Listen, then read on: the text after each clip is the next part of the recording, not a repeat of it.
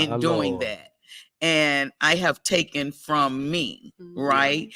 And so I'm one of those types that, for me, seriously, I can speak on this. I don't have bukus put up. I'm not going to lie about it. And God has been the one who has taken care of me. I lack nothing, but I still don't have what I could have.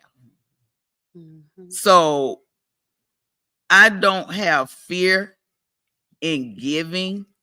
I have fear in not giving to the point where I overgive. And I cause myself to go under. Yeah. I've been there. And that's where I'm living my life, even at this age. I've been there. Right. So, I mean, even now, I feel that I have a lot of years, and maybe it's other people who out here who on the Graceful Exchange who can see it this way as well, you know. And like I said, I ain't never in my life been afraid of no money, has been by myself, has did for myself, nobody but God. I have a small house, but it's my house, and it's in a few more years, totally paid for, only by the grace of God. I'm one of them that get up and go to work every day to a job I hate.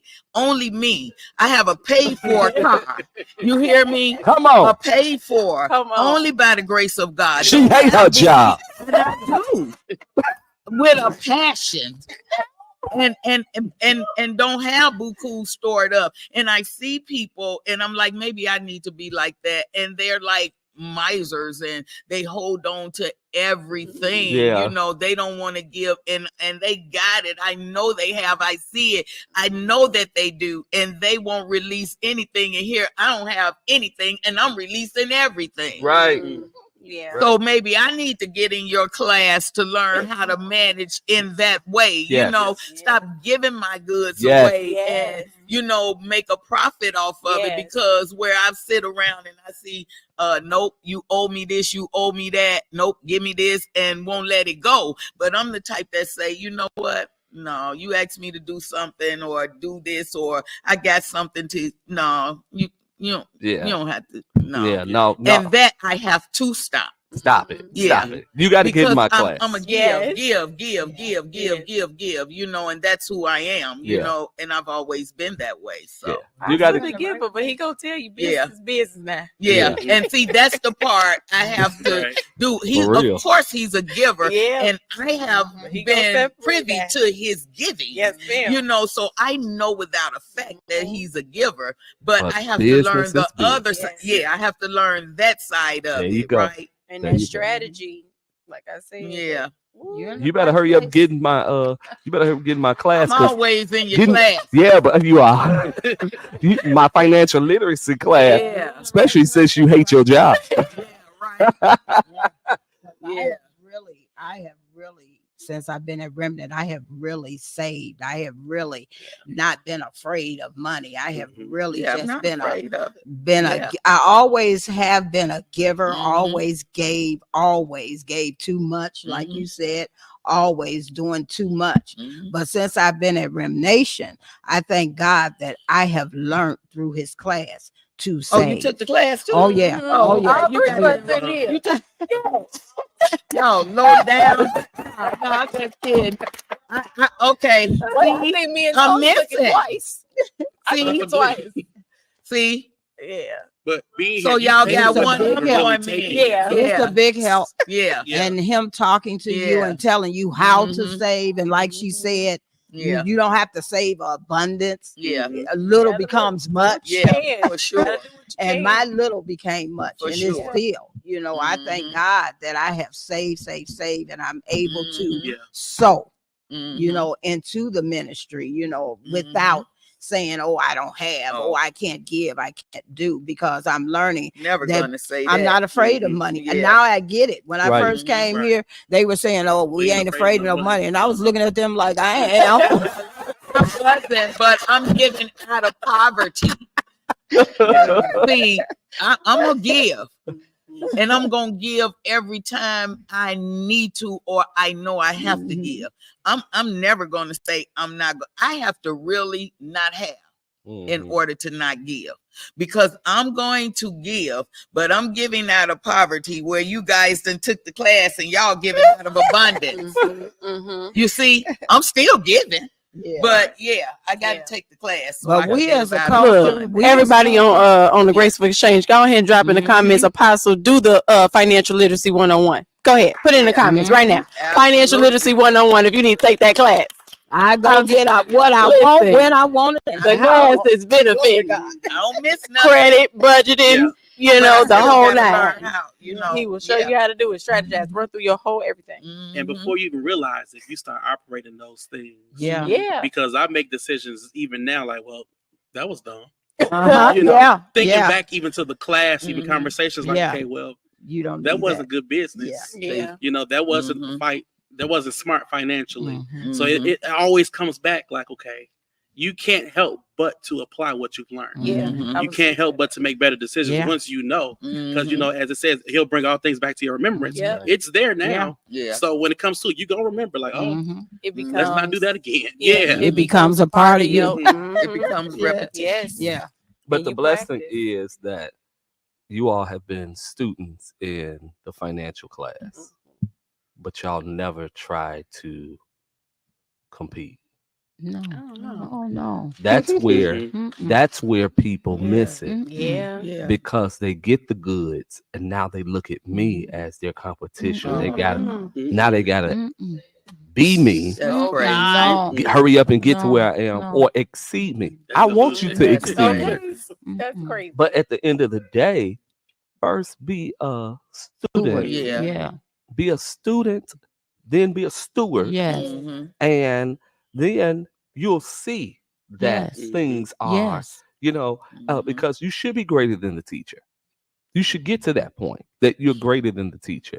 Look at it this way, though. Not that I want to be greater than the teacher. I want to be where you are now.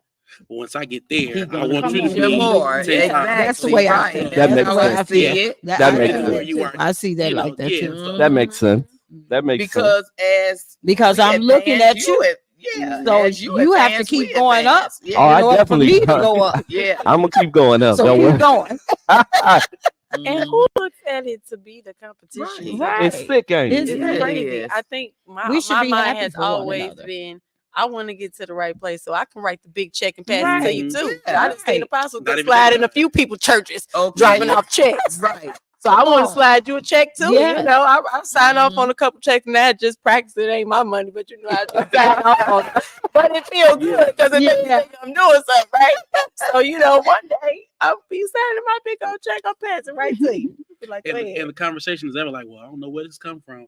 I don't know how I'm gonna do this afterwards. It's always this is what it is. And it's freely. You know, I remember a time. You know, I've seen firsthand. I've been around for forever, it seems. And I was here for a season where you literally gave and gave and gave and gave and gave. I'm like, okay. Like, what's wrong with him? Stop it. Stop. That's when I first came. But I had never seen that. And I've been in church all my life. I've always seen you give. Okay, well, I need this back. Okay, you give. Okay, well, I don't know how to figure this out, figure that out. But you gave, and even if you didn't have it, it was never a question on if you were going to give it, if God told you, you know, because that was even the thing. I'm only going to do what God tells me to do. And that's where I have to go back and, okay, well, God didn't tell me to do that. I should have did that. He ain't telling me to move that way. I'm not going to move that way. That's even another thing where I've learned, even outside of the class, you know, watching, again, learn your leader, because then you can't help but to be like your leader in those aspects. So, yeah, this thing is good. It's real. And you know it's from a sincere heart, because the people that he gave, they told him, I really needed this. So this is from God. This is a sincere heart. He's doing it from his heart. It's not, you know, something he's trying to show off or anything. It's definitely from God. And that's what I look at. That I know that when you do something, it's from God. Right, right. And I appreciate that. And I know that it's from God as well, because you never hear about it again. Yeah. It's done. Yeah. It's a God thing. Yeah. Yeah. We be saying, oh, he doing too much. Put your money up, put the checks up. But him, he's directing it from, he's doing it from God. And that's obedience. Yeah. The hard part though is now on this part, because you all have been around for a long time, and if you notice, social media was never privy to a lot of the stuff I've done. Absolutely. Y'all been around. I have done, with the help of the Lord, some of everything, from the paying off cars, buying cars, giving cars, dropping off checks, dropping off thousands of checks, thousands of dollars, giving money, paying bills, all expense paid vacations. Quite a few things that if you were in the house, you knew of, because I didn't get on social media and show the world that this is what I was doing, right? Paying bills. Yes, paying, yes, Lord. Yeah. Giving money. But that, we talking about vulnerability, right? So that's the part that kind of hurts and make you be like, all right, Lord, stop telling me to give to people. Right. Because then you get these people who you didn't give to, pay their bills, met they need, did above they need, and then they go and talk dirty like you ain't. And then they say they're gonna give it back, and they don't. It's a loan, and it took you 3 years to try to give it back a little bit. I don't know. It just, that makes that part of giving frustrating, because it's like I gave it freely with no intent or no ill. You know what I mean? I didn't have a reason to do this. I'm not, like you said, I didn't put it on camera that I'm giving you something. This was right here. And you decide to disconnect and then forget about me paying your bills, helping your children, paying your car off, and all the rest. Like, it's just like it goes null and void, and it makes that part. Yeah. Praise Jesus. And I think all of us have been there. Oh, this level of if it wasn't monetary, it was something we gave Jesus from our heart. And your time. Your time. Because if it's not all financial, your time, your talent, and treasure. I think about not just financially, how much I've given in time. Can't get it back. I've given in time from pouring for hours and being present for hours and hours and hours and hours. More hours. We know. Yeah.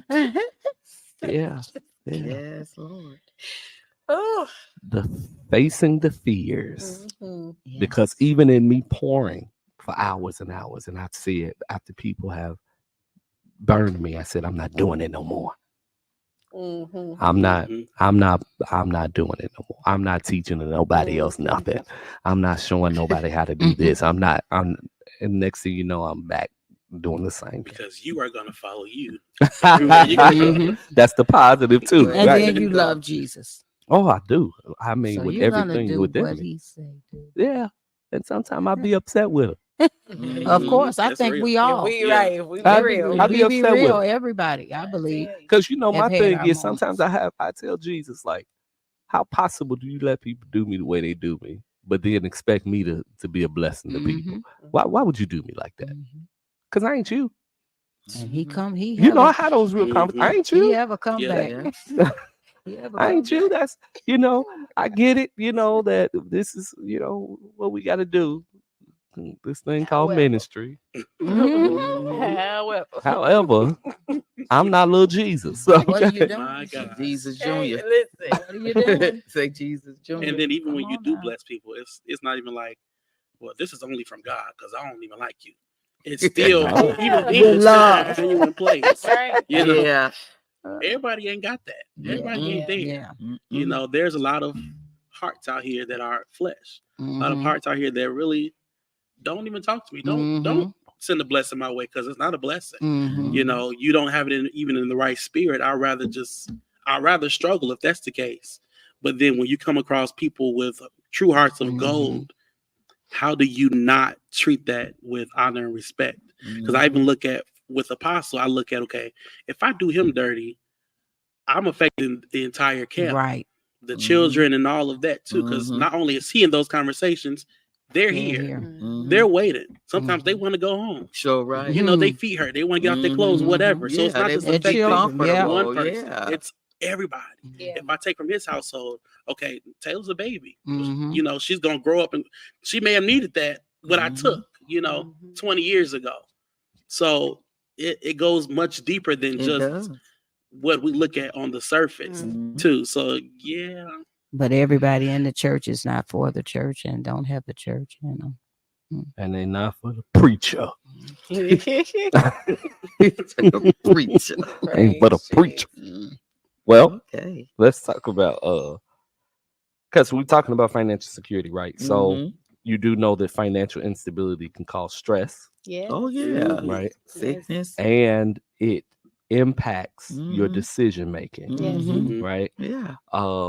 And it hinders you from having strong money management skills. And so we've got to face the fear of, how we handle our money, how we steward, being good stewards and all the rest.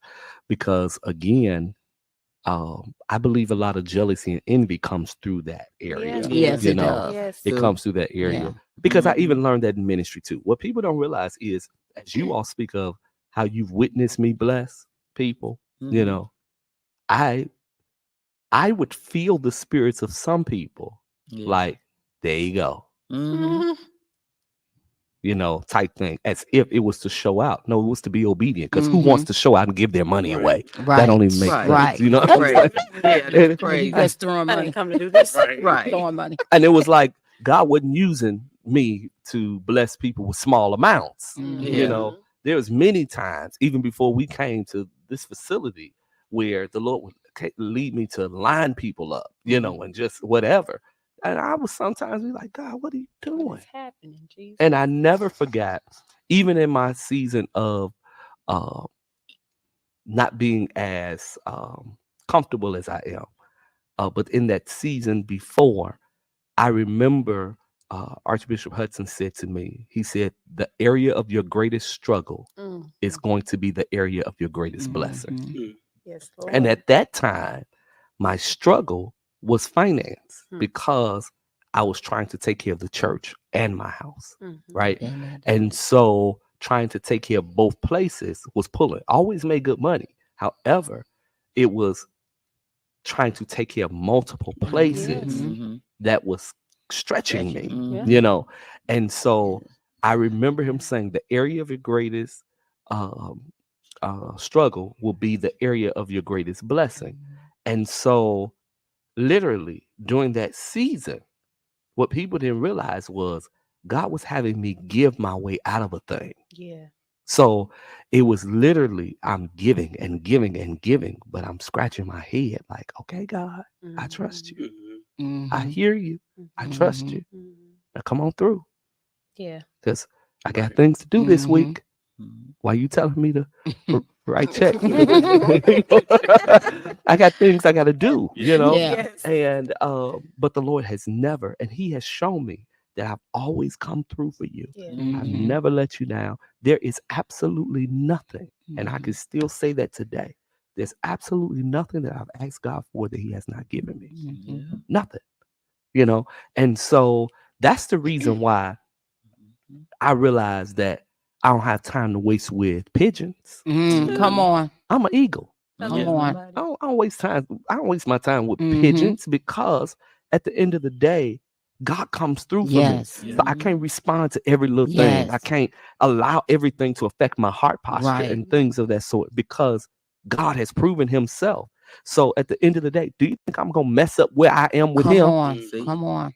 To get back at somebody or feed into their dysfunction and all the rest? No, because you're struggling. I'm good. And I ain't talking about financially. You're struggling mentally. You're struggling emotionally, right? You're trying to put a facade as if you're good, but I'm good for real. You see what I'm saying? And so I don't have a reason to feed into the extra. And that's why I have to obey God. I got to do. That's why I had to keep on pastoring and couldn't throw in the towel, couldn't give up, because God has proven himself. And so he says, if we walk upright, there's no good thing that I withhold from you. And God has never withheld anything from. He comes through. He is faithful towards me. And so this is the reason why. That's why I tell people that at the end of the day, if you want to ever see the hand of God, pay attention to how he is literally blessing and keeping and favoring the righteous. You see what I'm saying? You know, because it's easy to be outside of situations and having our mouth on situations and circumstances. Yeah. But who is God's hand on? Come on. And I mean authentically. Come on. For real. Who is God's hand on? And it don't have to be a financial thing. Right. Come on. You see what I'm saying? It's just waking up with real peace. Yes. Real joy. Don't make me get up. You know, real peace, real joy, you know, what God is constantly and consistently expanding. Every week we come in the office, it's another blessing. It's another miracle. It's another something that God has done. If you ever want to know if somebody is in right standing with God, watch how he's blessing. Watch how he's favoring. Watch how he's moving for them. And that's your evidence right there. So we don't have nothing to prove to people. Right. You just walking up. Just keep watching. Yeah. We ain't got nothing to prove. Oh, Jesus. You know, so at the end of the day, you got to face those fears, be it financial, be it career, be it educationally, whatever it is, be it relationally. You know, we got to face those fears because at the end of the day, God is with us. Yes, he is. He's with us. And so we got to face it all. Hey, I'm here for it all. Me too. I'm here for all the smoke. Me too. I'm here for all the smoke. Because at the end of the day, God is faithful to his own. He's faithful to his own. And so we're going to go to the next one. Real quick, what was the next one? Change and uncertainty. Change. The fear of change and uncertainty. Help, Lord. The fear of that unknown. We kind of touched that. Yeah, right? we did. We touched that a little bit. The unpredictability or even losing or not having control over a season or a situation. Lord help, right?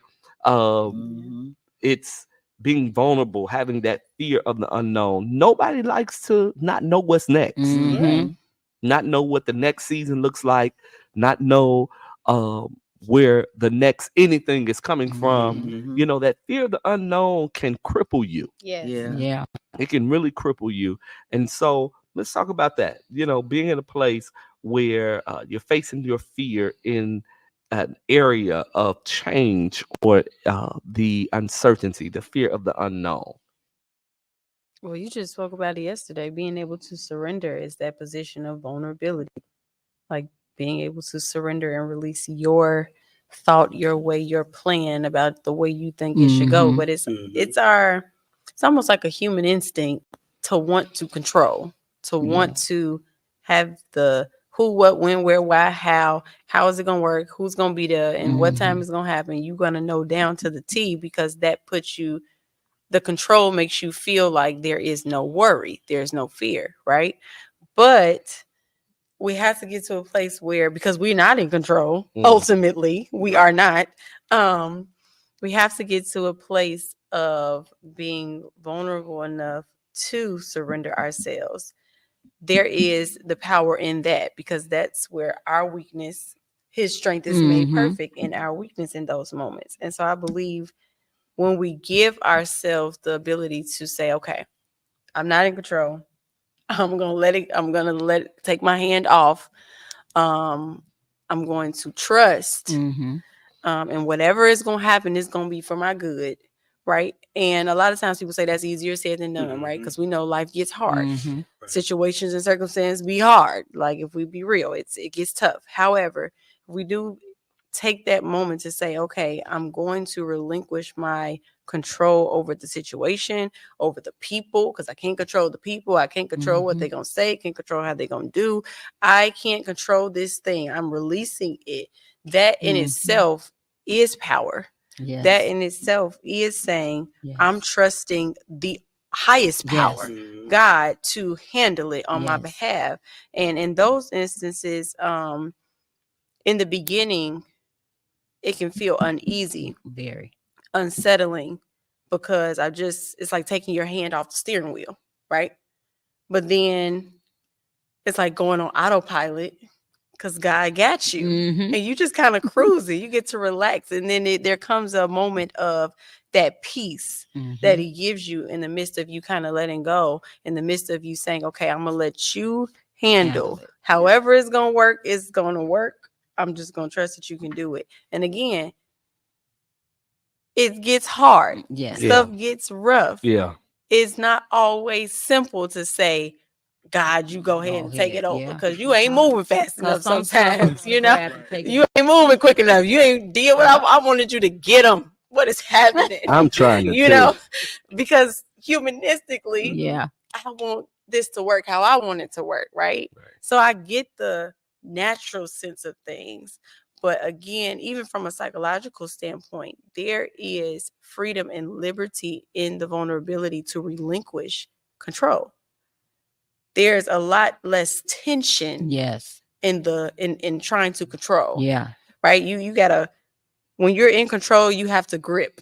There's a sense of strength and a tension that you gotta have when you are in control of it all. But then when you let go, you can feel the release. And that is mentally, emotionally, psychologically, in all different aspects. When you are letting go, you're free to receive other things. So there's an openness that we get when we say, okay, I'm going to surrender the control. And change can be hard. We are people, of pattern. We like things to stay the same. We like repetition. We like things to be how it's always been. So when things change, when seasons change, when new things happen in church, when new people come, everybody feathers get ruffled. Everything is, oh my God, everybody is just thrown off because something new is happening. We have to learn how to flow. God is he's the same God yesterday, today, and forevermore, but he's fluid. He's always changing. Things are always different. The season's gonna change, right? So we have to learn to adapt and flow with God. So my take on that is everything you said, I can get with that. I can go with that. I have been with that. But with age, and if you're in the right standing, come maturity. And then what you begin to understand that nothing belongs to me.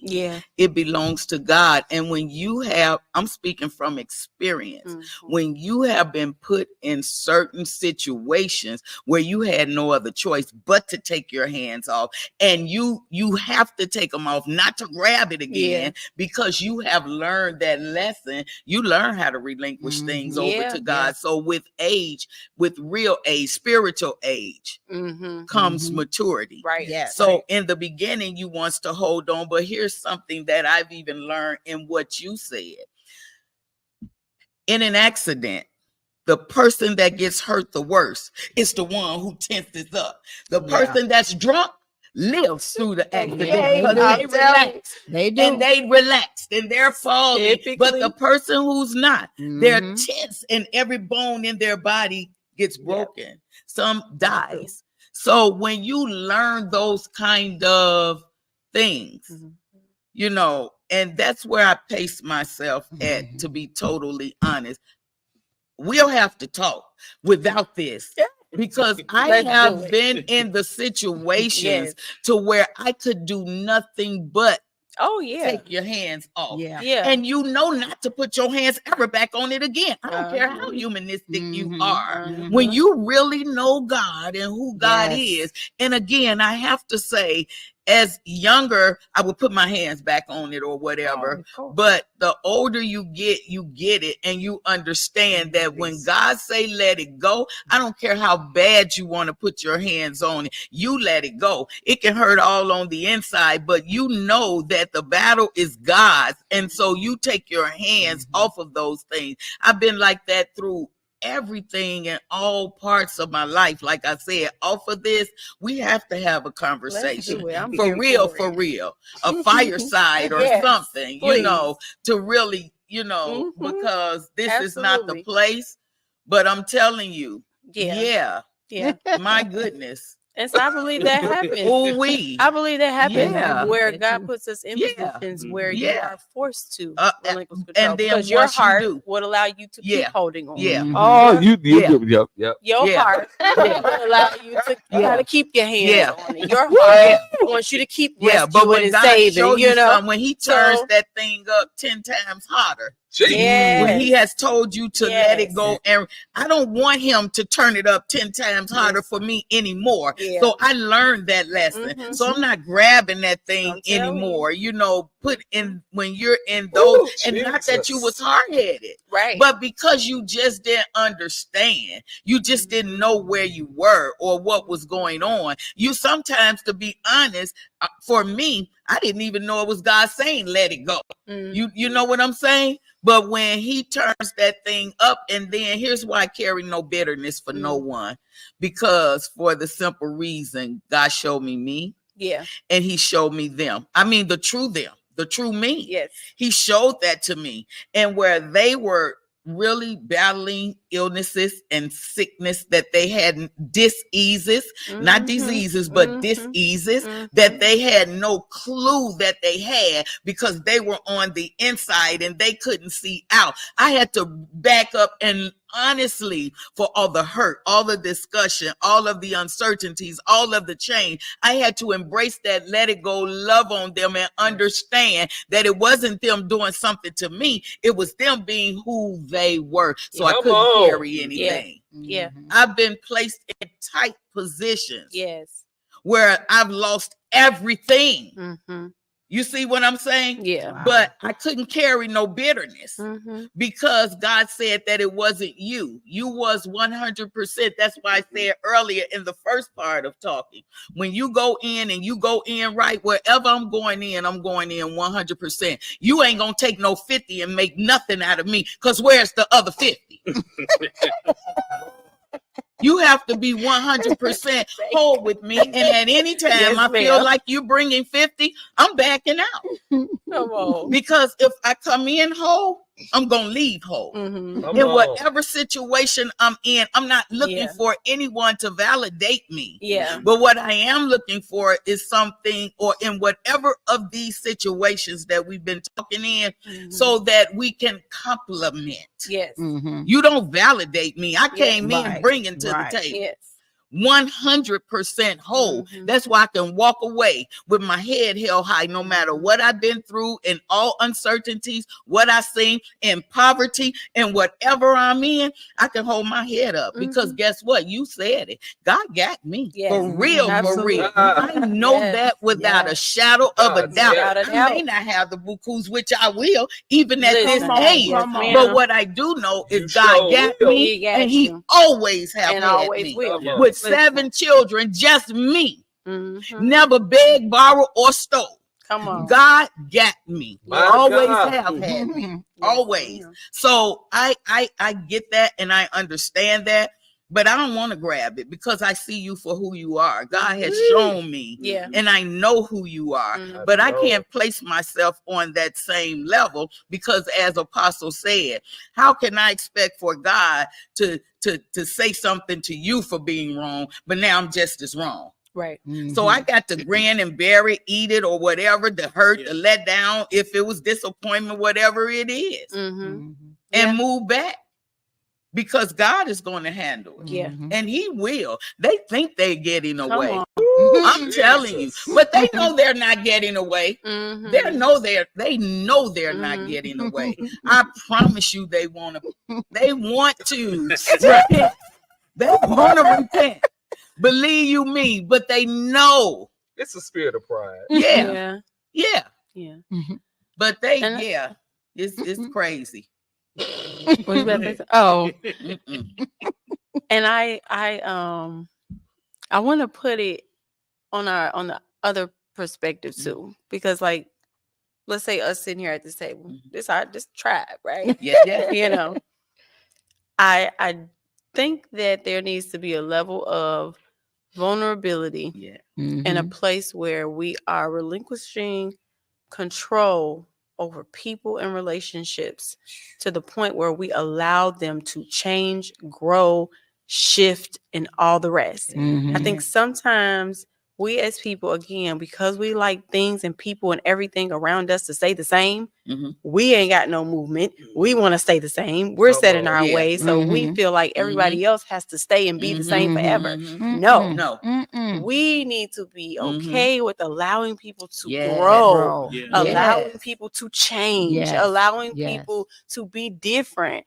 And then I'm not saying, again, be ignorant, because God won't have us ignorant. I'm not saying be unwise. I'm not saying, let folks keep trying to pull the blind over you. None of that. Absolutely. But when you got good people around you, or when you know that there is someone really trying to change, right? Really trying to make a difference in who they are, be it from, let's say they were not a negative trait. They're just growing in themselves. I'm going to a new level, and I'm not on this frequency that you on. I don't want to talk about the same thing. I want to do something different.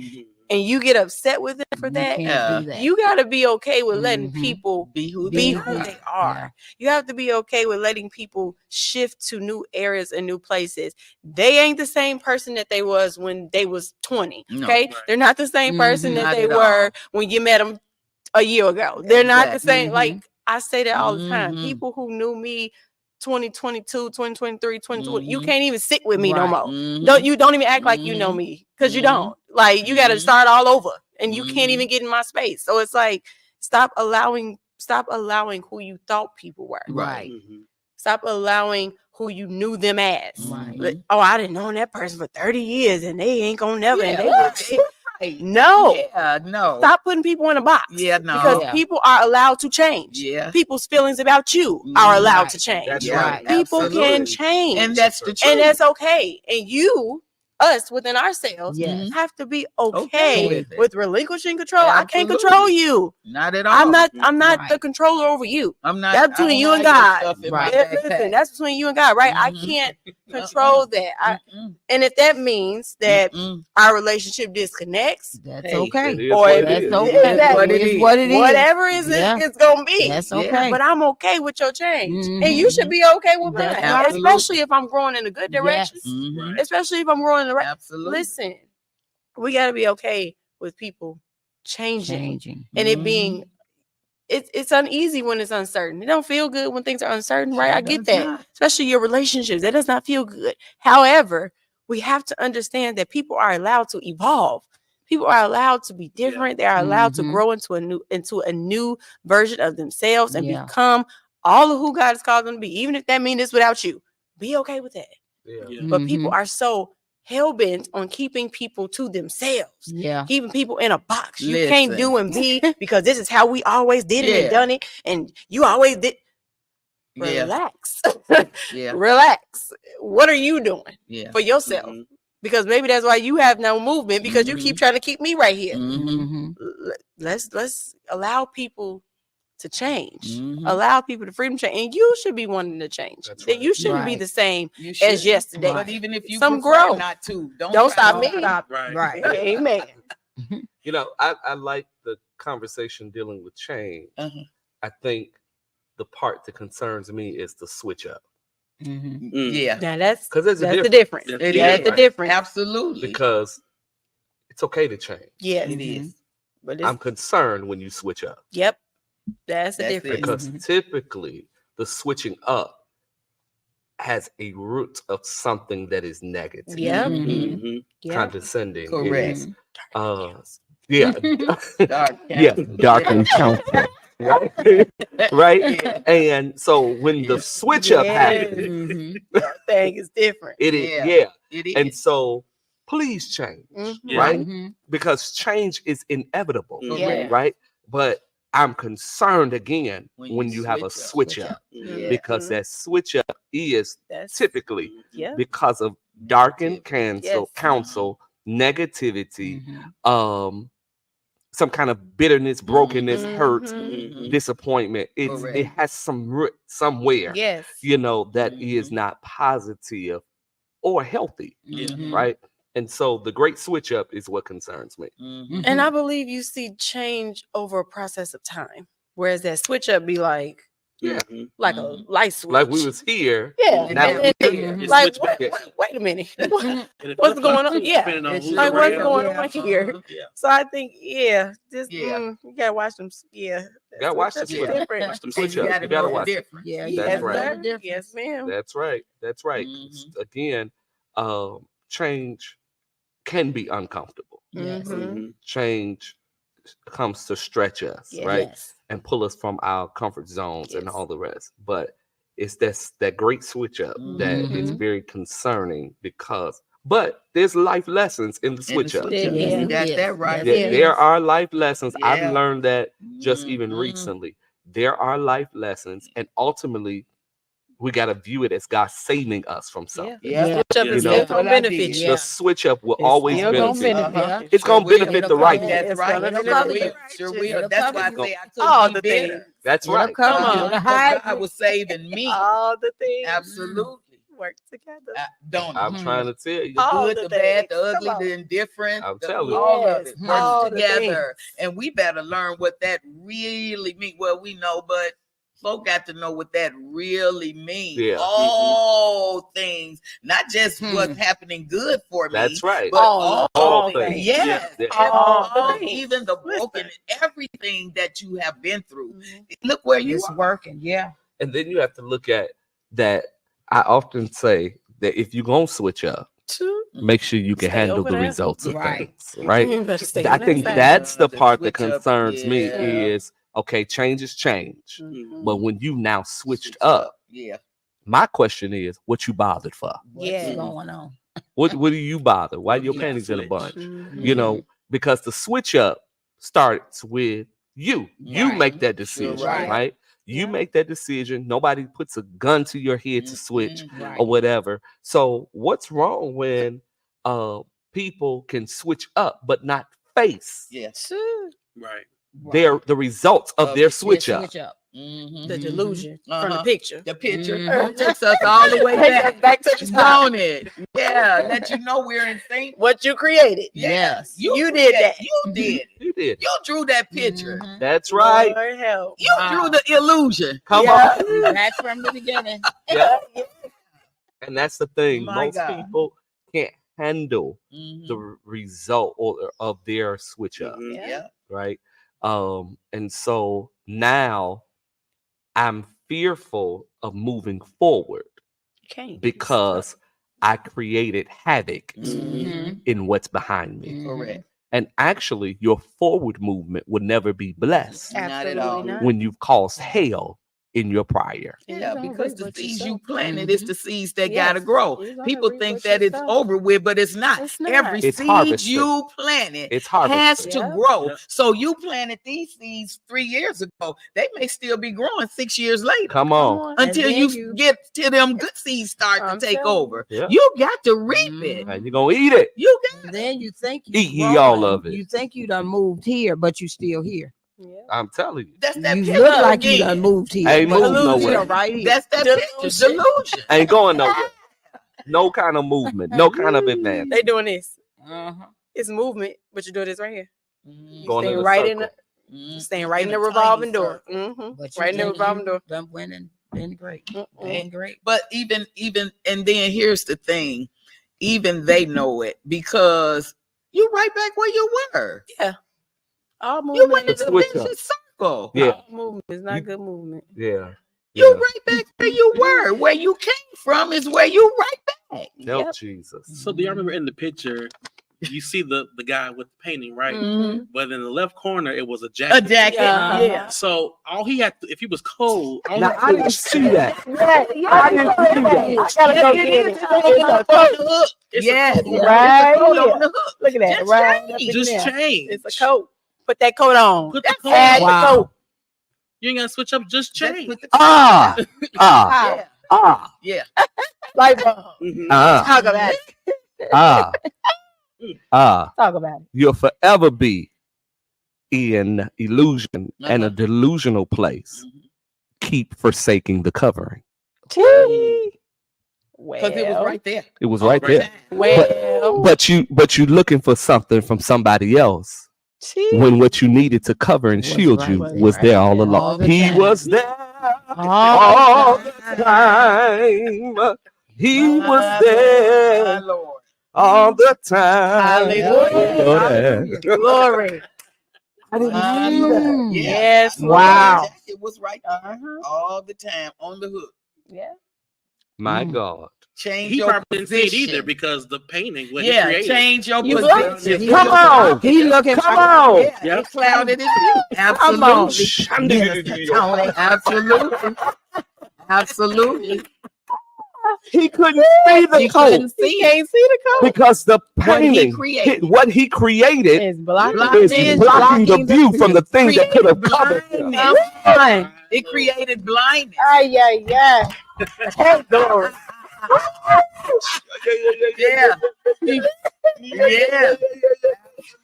Go ahead. Glory to God. Absolutely. My Lord. Hallelujah. My Lord, I feel it. I feel it. Jesus. I feel it. It's either graceful exchange. right We'll go in on you. We'll go in on you. Will. This thing is deep. Yes, it is. Yeah. This will be good. Oh Lord, let's This has been close. good. This has been good. We're gonna close now. My Jesus. This is our first closer. No, we gonna close for real. Because we tired. We gotta go. Yes. We got things to do. Yes. Listen. The last one was Vulnerability and emotions, right? the fear of being emotionally vulnerable. Okay. The fear of being emotionally vulnerable. Yeah. Woo. The Yeah. emotions. Yeah. My God. My God. Yeah, Talk to me. learn to have real fear right there. I know that fear is not of God, but when you're dealing with people, it makes you guarded emotionally. Yeah. Well, I'm gonna say what the prophetess. She said that was here. Don't close. Prophet Ranisha. She said guard your heart. Don't gate it. Yeah, exactly. Guard your heart. And so you have to learn the difference. Yeah. Because being emotionally vulnerable can make you gate your heart. But you have to be wise enough to know that God don't want us to gate our heart, but he do want us to guard our heart. That's right. He wants to be wise. And so all of this stuff right here will put you in a place of gating. That's so true. Because the fear is there. Fear is the gate. Fear is the gate. Yeah. Exactly. And it will have you just locking everything out, and even your own blessings and all of that, and I love when she said, don't, I'm hypothetically speaking, in gating your heart, in gating yourself, don't lock yourself out. And that's what we can wind up doing when we have those emotional challenges from all of these things that we are dealing with in life. We can wind up hurting ourselves instead of helping ourselves. And that's why we have to relinquish, like you said, Pastor Adrian, we have to relinquish all of that stuff over to God. We have to give it to him and let him do it and let him have it. With all this stuff, been in these positions and these predicaments, have been hurt, broken to the core, but still in all, when you give it to God, you that's what they say, you don't look like what you've been through. You can move on. That what it's happens there. when you do look like Oh my God. Woo! And that's what that illusion painted for you, not God. Like my Lord. My Jesus. Dangerous spot. Yeah. Very dangerous spot. I think too, we have to learn emotional intelligence. Not only do we have to learn how to articulate it and identify what we feel, but then even those people who are around who have the capacity to handle when we're being vulnerable emotionally. I think a lot of times we set ourselves up because you feel like, oh, you're my friend. I can trust you with this. I can share this with you. I can vent to you.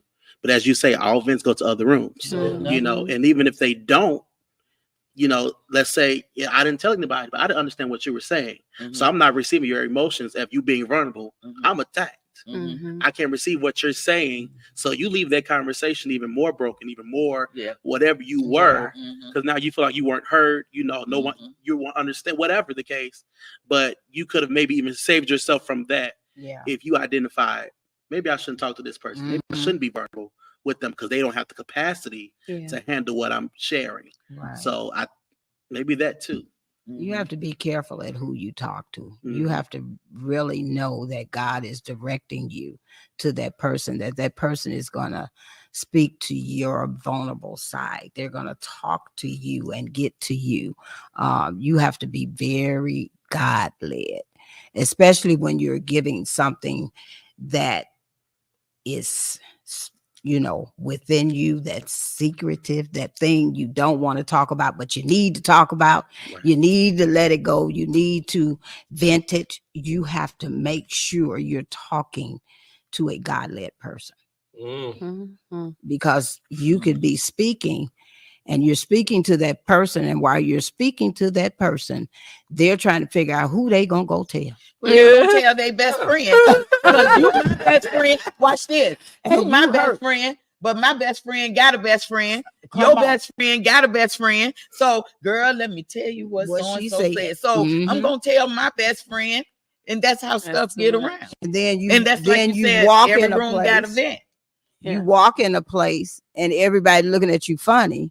And you wonder why they looking at you funny, cause that person you told, I'm trying to tell you, your stuff to, they done told everybody else, and everybody looking at you. I'm trying to story changed by then too. Listen, it didn't change. Tell my own story. I'm like, Paul, I can tell my story better than anybody, and there's no shame in my game. I'm like, Paul, I'm serious. I'm gonna tell my own story. Yeah, so you don't have nothing to tell. When I tell my story, it takes the power from your story. See, so I'm gonna always tell my story. They don't want you to tell your story. No, but I am. And I'm gonna tell the part they played in it too. Come on. One thing about me. Mess around and tell what I said. We going together and we gonna tell what both said. Right. That's how I deal with that. We shut it down. Right. Don't let the devil carry nothing. I shut it down right away. Anybody knows me, even here where I've had to address some stuff. I address it because I do not allow the enemy to fester in nothing. If something is uneasy, I am going to approach it. Even if I'm making a joke out of it or whatever, you're going to know what's going on with me. I'm going to get it out there so we can just get that stuff out the way, get it over with, and move forward. I don't let the enemy continue to speak in my ear we were good, right? Say you and I were good, and all of a sudden you changed. My first thing is it something I said? Is it something that I did? Let me know what it is, because sometimes unbeknownst to people, we can do stuff, That's so let me know what I did, right? But here's what I really do. I sit down and I soul search. Emotionally, I soul search, and I say, what was the last place you and I were in mentally, physically, everything when we last spoke to each other? Once I weigh that thing out, you'll know if it's you or if it's someone else. You'll know. Weigh it out. And I say, oh yeah, it was probably me. I may have said this the wrong way. Apostle, I have come to you a time and said, Apostle, I know I said something, and when I went home, it bothered me. Have I not did that? I said it bothered me, and I meant it this way. I don't know if you took it that way. You said, no, I'm just like that too. When you when you who you are, that's what happens, you know. But I could not sleep. I said, because no way did I mean it like that. But the way that I heard the enemy trying to feed it, that it came out, I made sure that I came back and corrected right there. And see, I'm the kind of person where I receive it in the spirit that you give it. Yeah. Most people don't. They're too immature for that, right? So that's why I tell people, receive it in the spirit I'm giving it. If you receive it from your place, wherever you are, can be jacked up, because at the end of the day, if you receive it in the spirit I give it, that will cancel out your spirit of rejection, your spirit of offense, those types of things, because some people are they're only ready to receive rejection and say, I'm ready. Come on, give it to me. You know, bitterness and brokenness is saying, come on, give it to me. Because the spirit in which they're expecting a thing is going to grab it. You know, and so that's why I often tell people, receiving the spirit, I give it. You know, just because you're being rebuked don't mean I'm mad. Exactly. It's just like a father. Talking to his child. I'm just correcting where you are. You know, however, it doesn't mean that we can't rock after this. No, we're gonna keep moving forward. Hear the wisdom, receive the correction, and whatever else, and let's move on. Do better. But people can't do that. Nope. People can't do that. But emotionally they broken. And people with wrong spirits and people with wrong motives and people that's just devious and negative. You know, they have hidden agendas. They come with a shield in front of them like they got this much love and all that to do, but deep down inside, what's hidden has to come out. That's right. And that's what wind up happening. So I receive you for who you are and get this boot and get out of here. As my uncle used to always say, the real you gonna eventually come out. Because I'm trying to tell you, wherever you go. There you go. And I got that in my addiction classes, and it made so much sense because you have people who try to run to other states that's addicted to different drugs or whatever they're addicted to. But once they get to the new state and they find out the other places, that you gonna come out when they find out where those places are. So you can't run. Even relationships, people try to move from state to state, but you still going with you wherever you go. Exactly. So you got to get healed within you. You still crooked. You still bitter. You have to be healed. That's why the altar need to be over every Sunday. Deliverance. Oops. No. Listen. Praise Jesus. Almost messed up.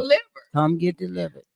You don't bring nobody else. I believe being emotionally vulnerable, there's specific times and seasons for that. I don't think that you necessarily are required to do that all the time with everyone.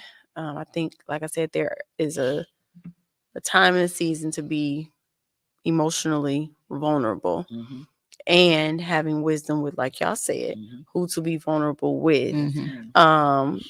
There was a time in a season where I could not be vulnerable. I needed to be warrior. I needed to be strong. I needed to stand firm and not share. And just kind of hold things to me. And that was okay. There was a season where I met, and I speak about her frequently, my friend Janelle. She taught me a lot about emotional intelligence. She was able to articulate how she feels, the capacity for what she can receive from me. If I'm venting, all right, sis, I don't got all that today. I can't hold all of that today. And that was always okay for me because she said it in a way where it's like, okay, you don't have the ability to let me dump right now. And that's to be okay, right? Right. But there was a season with her where I was allowed to freely dump because typically I'm the one that people dump on.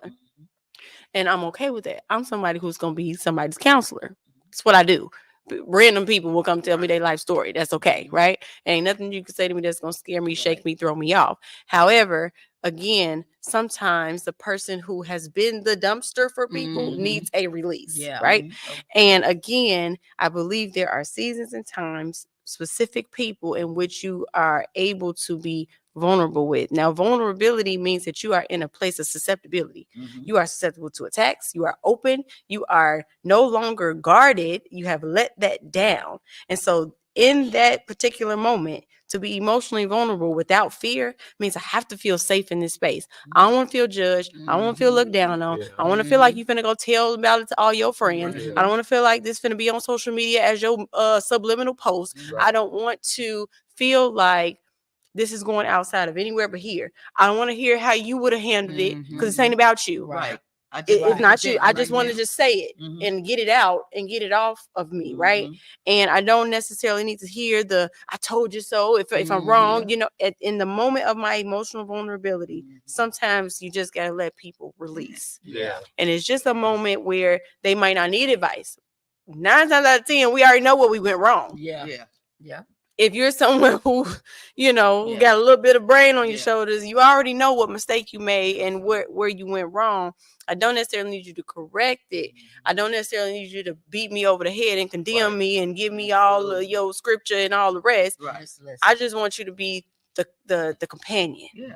I just want you to be the friend. I just need you to be the sister, the brother, the partner, the spouse, whatever it is, whatever capacity you stand with me, just be that. And allow me to have the safety, the liberty to release and be okay with my state of pain, my state of brokenness, my state of frustration, my state of anger, whatever it is that I'm feeling, whatever emotion, whatever triggers I got going on. If I need to cry, if I need to yell, if I need to scream, if I need to hug, whatever it is that's happening in that moment, allow me to do it. And then I feel safe to be vulnerable the next time. But see, what happens is you want to release emotionally. You go into that space and then you're attacked. Or then you judge, or then you see they talking about it to somebody else. Now the guard is up. I'm not letting it down no more. I don't want to be that with you. And that hinders relationships, hinders the growth. It hinders the ability to be connected on an intimate level with someone, to know them differently, because you've blocked it by breaching their ability to release. You've cut them off. And sometimes that's all we need is the ability to release. We walk around all the time holding the weight of the world right up here because we feel like we can't give and share to other people. Feel like you got to do it all by yourself and this, that, and the third. However, everybody needs somebody. And I'm going to continue to say that. People on Facebook, you need somebody. Therapist, friend, parent, you do need someone. And I want people to understand that you don't have to always overdo your part. That's what Apostle teaches in chaplaincy. Just be present sometimes. You don't have to say nothing. You don't have to do anything. Just be present and let that person get out their crisis, their situation, their feelings, even if they're not saying anything. Maybe they're crying. Maybe they sitting in silence. Be okay with awkward silence. Okay, I just learned that, and we just talked about that in school. Got to be okay with the uncomfortable silence and be okay with just sitting, right? And allow people, again, the ability to be vulnerable with their emotions without you judging what their emotions are. Don't tell me how to feel. Don't tell me how to think, feel, perceive about situation, circumstance, whatever. Allow me that moment, at least, to just let it all out.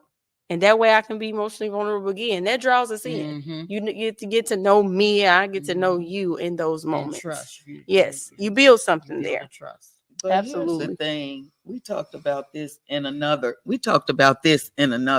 setting, right? That comes with our active listening. You see? Instead of, we so used to, you want to be vulnerable with me, you want to share with me, you want to vent to me, and I'm just waiting to offer you some advice. I don't have to have an answer for you. It's your turn. And you are talking. All I need to do is be there to listen. So you know what I say with that? It's like when I couldn't find nobody to do that with, I know God is there, but here's what I do. Go get me a stuffed teddy bear and sit it in the seat. Just have a conversation. Have a conversation. I just heard somebody say that. Have a conversation. Voice memo. Say what I want to say. Do what I want to say, how I want to say, just getting it out and off of me. And just all I need you to do is listen. And one of my practical things was not necessarily a tangible thing, but the journaling, or I used to voice record the voice memo on your phone. I act like I'm having a whole phone conversation in my car. I'm not talking to nobody but me, but I'm talking as if I'm having a conversation. But I'm able. Oh, it's good. If you go back and listen to that recording, it'll bless you. You'll be like, ooh, look at where I came from. Start talking back to me.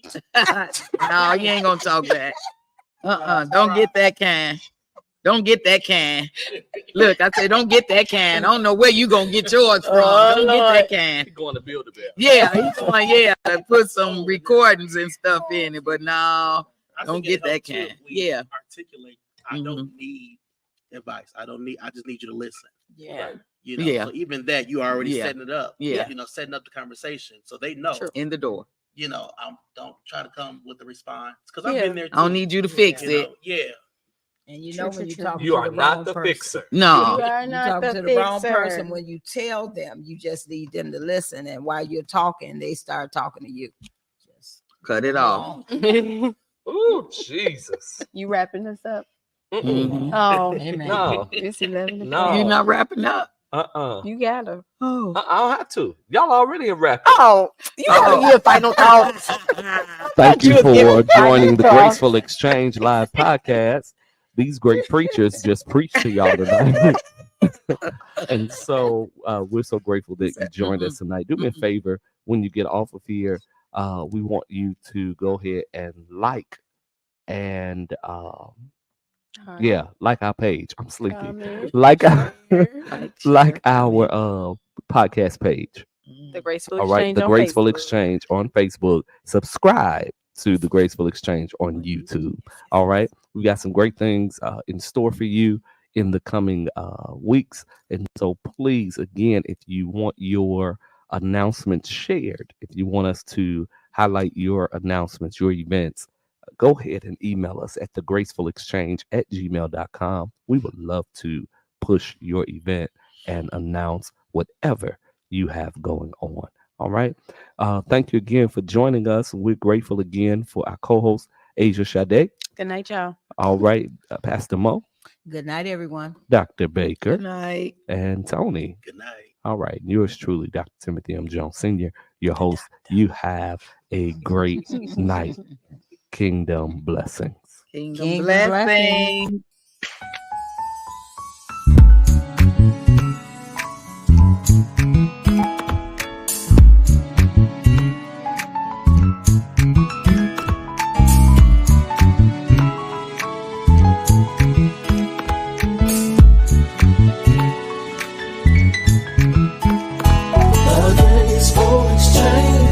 Uniting minds, graceful exchange, embracing diversity, graceful exchange, honoring God, graceful exchange, where wisdom meets harmony in every conversation.